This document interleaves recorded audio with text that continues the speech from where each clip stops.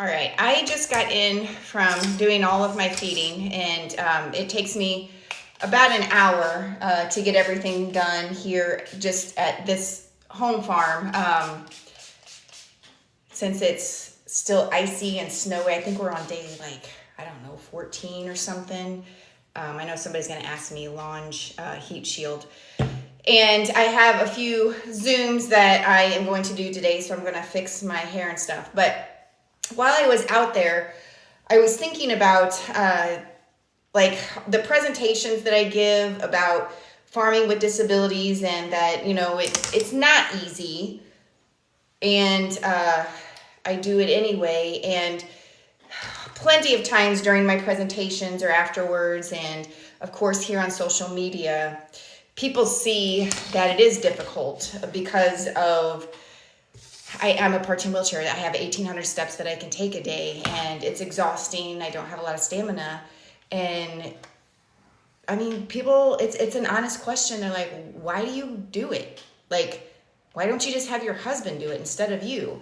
And it's legit. Like, a lot of people are thinking, why would you go through all of that hassle, the exhaustion that it causes you, when you don't have to do it? You also have a husband that can do it, and I get it.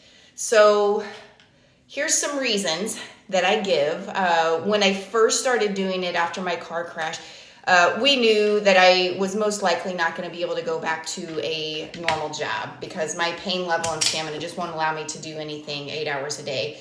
And I am finally up to a part-time status of working, which is, luckily the pandemic helped with it, that there is plenty of remote jobs out there that I can do. But when I first started doing it, it was solely for my mental and my spiritual health, because when you have literally every physical thing taken away from you, and you're in pain every day, and you're just wondering, am I ever going to get better? Is this ever going to end?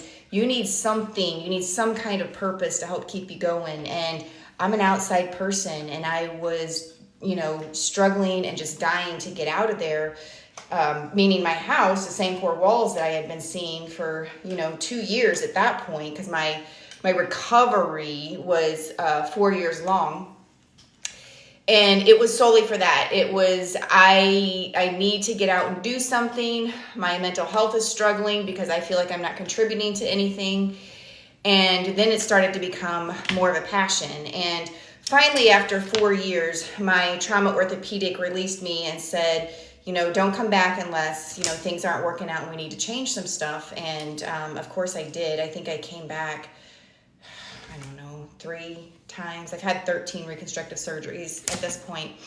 But when they released me, my physical therapist, you become pretty close with them because you're seeing them constantly. And for a long time, it was 3 times a week that I was seeing my physical therapist. And he said, Carrie, you have a farm. He's the one who kind of encouraged me to start doing things a little bit more.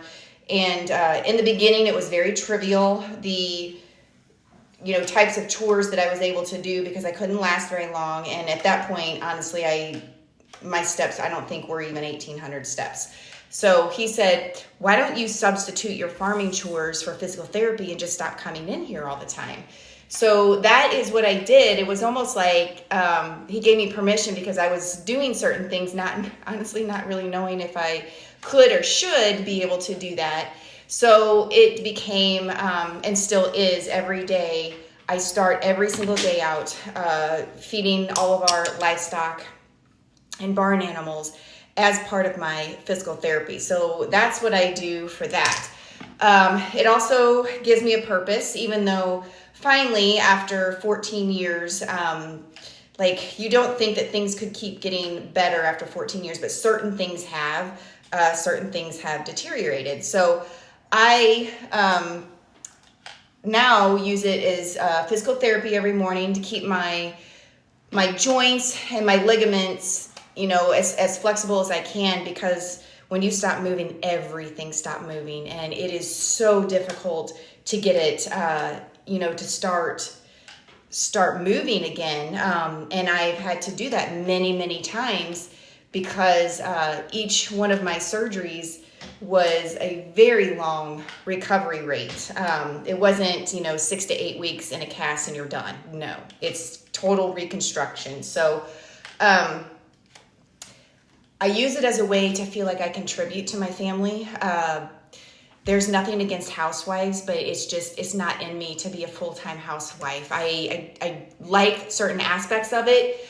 I don't like to do it full-time. I have to have something that's for myself other, than taking care of, all the dirty stuff in the house. Now, when my kids were home, it was a lot of running and things like that with clubs and practices and stuff, but I'm able to contribute. I have a purpose.